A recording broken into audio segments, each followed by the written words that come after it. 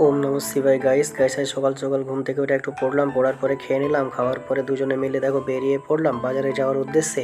যাওয়ার সময় দেখি একটা বাচ্চাদের খেলার জায়গা, সেই জায়গায় দেখো আমরা দুজনে একটু ভেক মজা আর কি করতে লাগলাম যে এটা কেমনভাবে কি করে বাচ্চারা। তারপরে দেখো আমরা কি করলাম, সেখান থেকে দেখতে দেখতে চলে এলাম এখানে একটা জায়গা যেখানে কৃষি মেলা হচ্ছিল এবং উড়িষ্যার মুখ্যমন্ত্রী ছিল, এই হলো নন্দী মহারাজ, যে মন্দিরের পাশে দাঁড়িয়েছিল। তারপর এখান থেকে যাবতীয় সবজি কেনার পরে আমরা চলে এলাম ঘরে। ঘরে আসার সময় দেখো এটা একটা দারুল বিড়াল ছানা। তারপরে দেখো এখানে সব কিছু সবজি টবজি আমরা কেটে কুটে নিচ্ছিলাম এবং তোমাদেরকে দেখাচ্ছিলাম যে কী কী এনেছি। তারপরে দেখো শঙ্করদা এদিকে ভাত বসিয়ে দেয়, আর এদিকে আমি কি করি, এদিকে আমি মশলাটা কষিয়ে নিই, তারপর মাংস আর পেঁপে সব একসঙ্গে কষে তারপরে বসিয়ে দিই এবং ঝোল করার জন্য অনেকটা জল দিয়ে দিই।